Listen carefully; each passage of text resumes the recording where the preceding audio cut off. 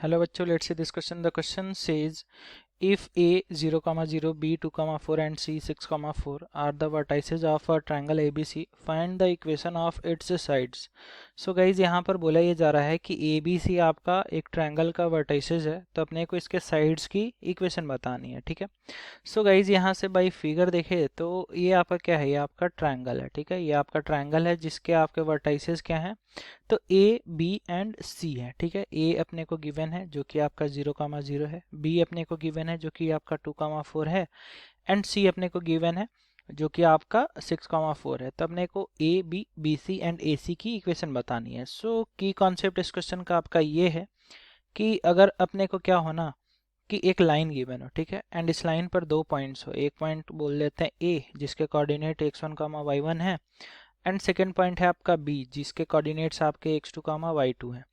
तो अगर अपने को इक्वेशन लिखना है ए बी का ना, तो ए बी का जो इक्वेशन हो जाएगा वो आपका जो है इक्वल हो जाएगा किसके, तो आपका y minus y one divide by आपका y2 minus y one and is equals to में आपका हो जाएगा x माइनस x1 डिवाइड में आपका x2 माइनस x1 के इक्वल हो जाएगा, ठीक है। ये आपका फार्मूला हो गया, यानी इक्वेशन निकालने की अगर अपने को दो पॉइंट्स गिवन है लाइन पर, ठीक है। तो सेम एज अगर हम लोग यहाँ से पहले ए बी की इक्वेशन निकालें, ठीक है, इक्वेशन ऑफ यहाँ पर बोलते हैं ए बी। तो ए बी की इक्वेशन के लिए अब हम लोग पॉइंट ए एंड बी को कंसिडर करेंगे। तो आपका क्या है y माइनस का y1, ठीक है। तो x1 y1 हम लोग यहाँ पर a को मान लेते हैं, ठीक है।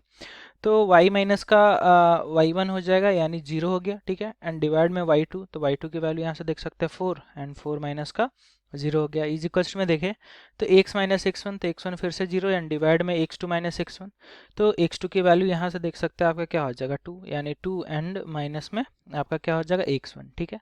सो अब अगर इसको आगे फर्दर सॉल्व करें तो क्या मिलेगा अपने को y by 4 is equals to में x बाई 2 से 2 से ही आपका 4 2 बार में कैंसिल, यानी फाइनली इक्वेशन देखें तो y इज इक्वल्स टू में 2x मिल गया, ठीक है। ये आपका क्या हो गया, तो ए बी का इक्वेशन हो गया। अब सेम एज जब हम लोग यहाँ पर बी सी की भी इक्वेशन फाइंड करते हैं, ठीक है।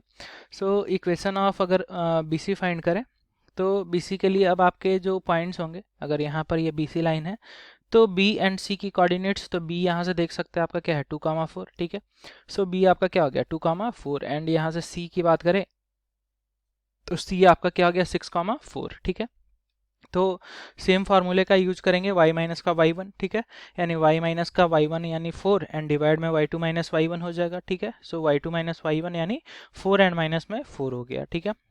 और अब अगर आगे देखें तो अब आगे आपका क्या हो जाएगा x माइनस का x1 हो जाएगा, ठीक है, x माइनस का x1, सो x माइनस का 2 एंड डिवाइड में x2 माइनस x1 यानी 6 माइनस का आपका 2 हो गया, ठीक है।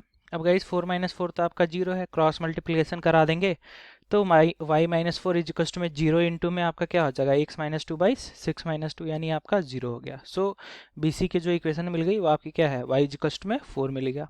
अब सेम एज अब हम लोग यहाँ से ए सी की इक्वेशन फाइंड करें, सो इक्वेशन ऑफ अब अगर ए सी देखें तो ए सी की इक्वेशन में क्या हो जाएगा, जो लाइन है उसमें पहला पॉइंट ए की कोऑर्डिनेट्स अपने को गिवन है 0, 0 एंड यहाँ से बात करें तो सी की कोऑर्डिनेट्स हम लोग यहाँ से देख सकते हैं आपका क्या है 6, 4, ठीक है। तो अब यहाँ से वापस से सेम आपका y माइनस वाई वन यानी y माइनस का 0 डिवाइड में y2 माइनस वाई वन यानी 4 माइनस का 0 इज इक्वल्स टू में x माइनस x1 यानी x माइनस 0 एंड डिवाइड में x2 माइनस x1 यानी 6 माइनस का 0 हो गया, ठीक है। सो फाइनली क्रॉस मल्टीप्लिकेशन करेंगे तो y इंटू में 6 यानी 6y इज इक्वल्स टू में आपका क्या हो जाएगा 4x यानी 2 2 जा 4 2 3 जा आपका 6 हो गया, यानी फाइनली इक्वेशन देखे तो 3y बाई क्या हो गया 3y इज इक्वल्स टू में 2x, यानी y की जो वैल्यू मिल गई वो अपने को 2 बाई 3 इंटू में x मिल गया। एंड गाइज ये आपका क्या हो गया, तो AC का इक्वेशन हो गया। So guys this is your final answer, hope you understood it will. Best of luck, thank you.